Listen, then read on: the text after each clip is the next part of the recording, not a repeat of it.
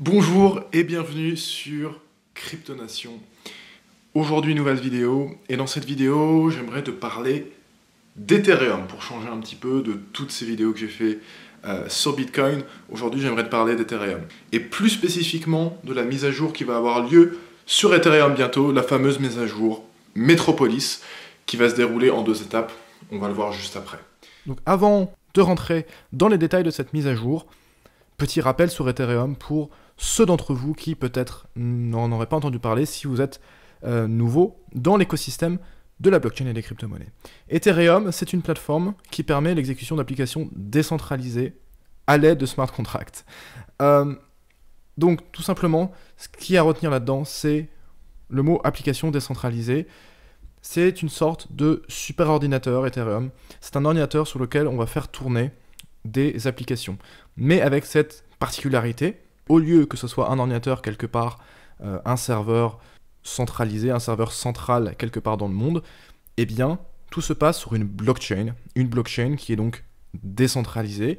Et sur cette blockchain, on va faire fonctionner des applications. Et ces applications fonctionnent à l'aide de de certaines logiques, en respectant certaines règles, qui vont être, et ces règles et cette logique, elles vont être contenues dans ce qu'on appelle les smart contracts, donc des contrats intelligents. On parle de contrats, mais en fait, ce dont il s'agit vraiment, en fait, c'est du code d'application. Et donc, c'est ce code d'application, cette logique qui va être exécutée de manière décentralisée. Et c'est ça Ethereum. Ethereum, ça permet l'exécution d'applications décentralisées. Ces applications décentralisées, elles s'appellent des dApps. Metropolis, c'est en réalité 2 hard forks. On va avoir un premier hard fork qui est celui qui aura lieu normalement prochainement, normalement le 17 octobre.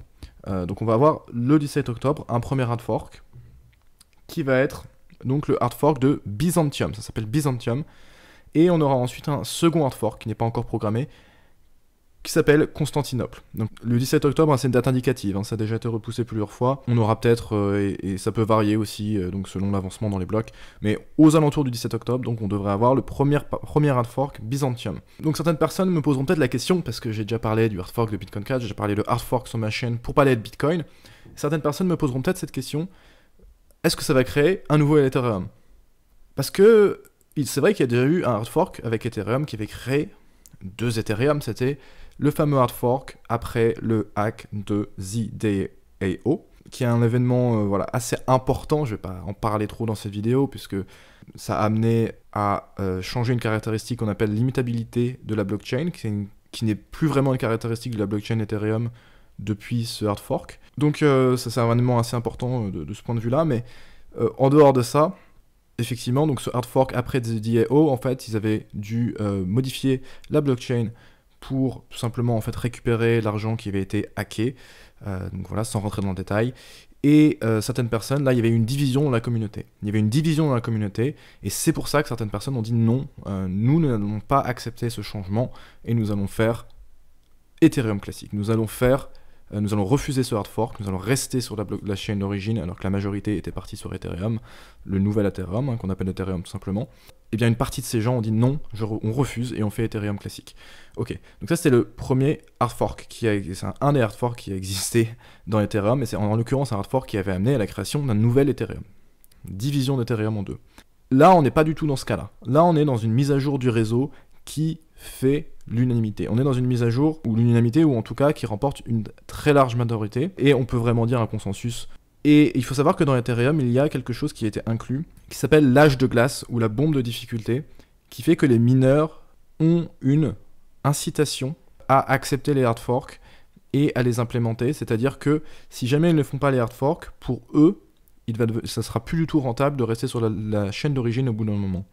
Et en fait, ils ont besoin qu'il y ait un hard fork pour faire repousser cette période où ça sera plus du tout rentable pour eux de miner, et cette période-là qu'on appelle l'âge de glace. Donc aussi, il y a ça aussi qui entre en ligne de compte, c'est-à-dire que Ethereum, dès le début, ils avaient prévu de faire des hard forks, c'est pour ça qu'ils ont inclus le fameux âge de glace, et cet âge de glace force les mineurs de certaine manière, les incite en tout cas, à accepter les hard forks qui sont proposés par les développeurs, et également, donc il y a une gouvernance qui est bien plus forte, c'est ce qui amène beaucoup de critiques à Ethereum, et aussi c'est aussi quelque chose qui est très défendu par certains supporters d'Ethereum. On va rentrer dans le vif du sujet. Quelle est la première innovation de Metropolis? Quelle est la première innovation que va apporter Metropolis. Donc je vais vous en parler de quatre innovations principales que Metropolis va nous apporter. Une première innovation, c'est assez incroyable, c'est les ZK Snarks. Donc les ZK Snarks, si vous connaissez Zcash, vous devez avoir entendu ce mot. Donc Zcash est une crypto-monnaie qui est basée sur la vie privée. Je vous avais parlé de Monero sur cette chaîne.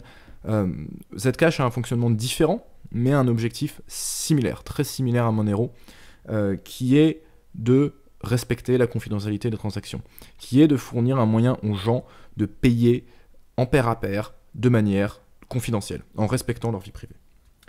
Donc les ZK Snarks, c'est la technologie qui est utilisée par Zcash pour augmenter la confidentialité des transactions. Dans le cas de Zcash, ça permet de faire des transactions confidentielles. Donc pour Ethereum, ils vont intégrer cette fonctionnalité, les ZK Snarks, mais ça ne veut pas dire que l'on va avoir des transactions confidentielles par défaut. Donc ça va être juste un outil qui n'existait pas à présent, qui n'existait pas aujourd'hui, mais un outil qui là va être rajouté, que les développeurs pourront utiliser s'ils le souhaitent, pour augmenter la confidentialité, soit des transactions, soit du fonctionnement de leur application. Donc c'est une bonne nouvelle pour les utilisateurs d'Ethereum, parce qu'aujourd'hui, il y aura cette fonctionnalité qui sera à disposition. Ça ne veut pas dire qu'elle sera utilisée dès le premier jour, mais on va avoir cette fonctionnalité qui existera. Comme le dit Zcash, c'est pas vraiment le même objectif entre Ethereum et Zcash. Zcash, c'est un système de paiement. Ici, on est sur un système d'application décentralisé. Donc voilà, à voir comment les ZK Snarks vont être utilisés. En tout cas, c'est très intéressant, sûrement l'innovation qui a l'impact le plus grand et qui est la plus intéressante, la plus excitante de ce hard fork Metropolis, enfin de ces hard fork Metropolis. Ce qui va se passer également, c'est qu'on va avoir, alors ça, attention, ça concerne le hard fork de Constantinople, pas Byzantium. Donc on va pas l'avoir immédiatement, ça. Ça va être seulement pendant la deuxième partie donc, de Metropolis, de cette mise à jour, mais j'en parle quand même parce que c'est quand même pas négligeable. Il y a deux grands systèmes, comme vous le savez, enfin il y en a plus que ça, mais il y a deux grandes manières de sécuriser une blockchain de manière décentralisée, d'une manière trustless. Donc je parle pas des blockchains centralisées, mais il y a deux manières de faire une blockchain qui soit décentralisée, qui soit sécurisée. Donc de manière principale, il y en a d'autres. Et la première manière, c'est d'utiliser la preuve de travail. Preuve de travail, c'est ce qui est utilisé sur Bitcoin, notamment, et sur la plupart des crypto-monnaies. La preuve de travail, c'est le système qui fait appel à des mineurs. Ces mineurs, ils vont mettre à disposition une puissance de calcul. Ils vont en réalité utiliser une puissance de calcul pour sécuriser le réseau, pour réaliser des puzzles cryptographiques qui sont complexes à effectuer, ce qui empêche n'importe qui du jour au lendemain de commencer à valider des transactions qui ne soient pas les bonnes, puisqu'il y a cet investissement d'énergie à faire. Ce qui fait que si vous êtes mineur et vous validez des mauvaises transactions, si vous dépensez quantité d'énergie, cette énergie, elle est perdue si vous validez une mauvaise transaction. Donc vous aurez investi quantité d'énergie et vous allez perdre cette énergie si vous validez des mauvaises transactions. Et donc, ça protège le réseau, ça rend une attaque extrêmement coûteuse. La preuve, quand elle fonctionne bien, donc, permet vraiment de protéger le réseau à ce niveau-là, en associant la validation des transactions à la résolution de puzzles cryptographiques qui nécessitent la consommation d'énergie. Preuve d'enjeu, c'est le deuxième grand système. Preuve d'enjeu, dans le système preuve d'enjeu, vous allez valider des transactions sans résoudre le même type de puzzle cryptographique que dans le cas de la preuve de travail, c'est-à-dire que vous n'allez pas dépenser autant d'énergie. Vous allez valider les transactions, mais vous allez montrer que vous avez un enjeu.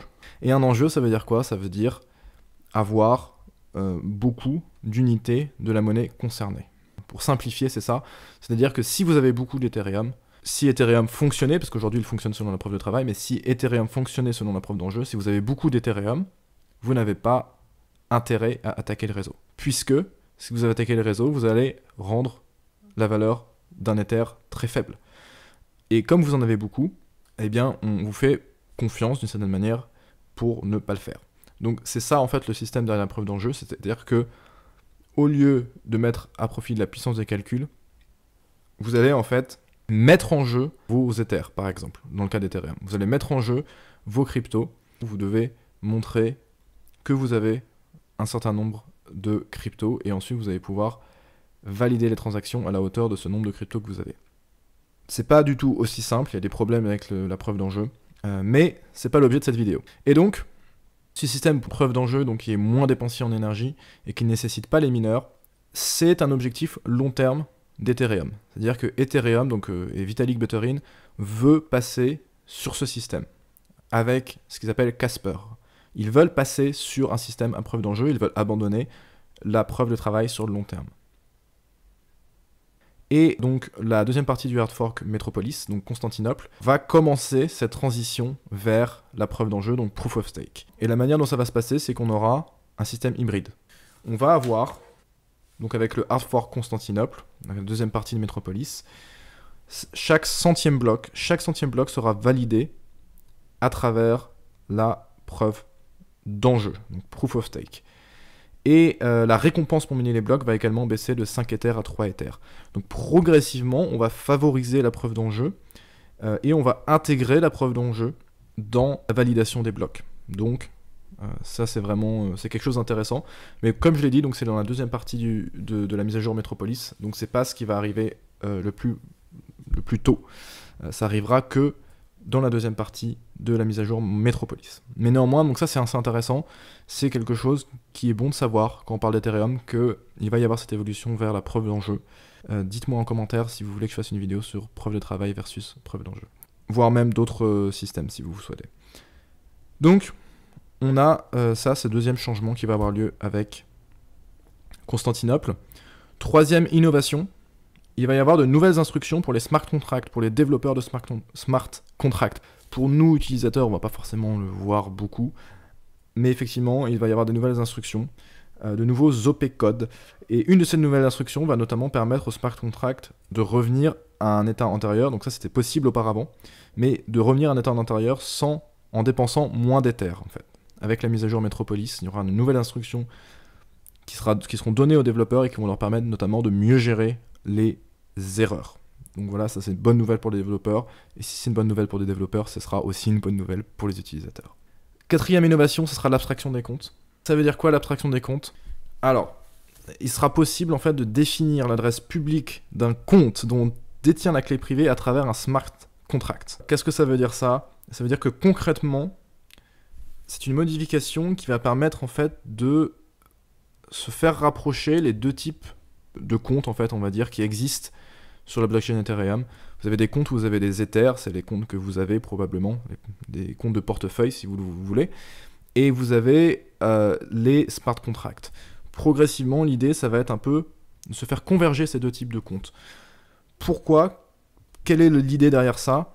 L'idée derrière ça, c'est en fait de faire en sorte que à la fin, on puisse utiliser Ethereum de manière transparente, et on l'utilisera à travers des applications qui seront construites sur la blockchain Ethereum, et on utilisera des applications qui seront construites sur la blockchain Ethereum sans se poser la question de savoir quels sont les différents flux d'Ether derrière ça. Donc, progressivement, l'idée est de faire un peu converger ces deux types de comptes. Un autre intérêt de cette innovation, qui s'appelle l'abstraction des comptes, ça va être en fait de donner une solution aux utilisateurs pour éventuellement lutter donc contre les attaques d'ordinateurs quantiques. Donc ça, c'est un autre aspect de cette évolution.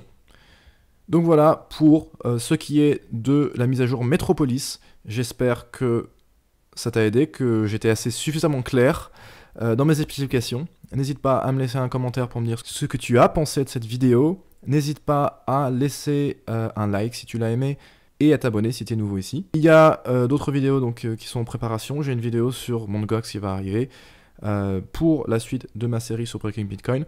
Là, j'avais envie de faire une vidéo un petit peu différente pour un petit peu casser le rythme.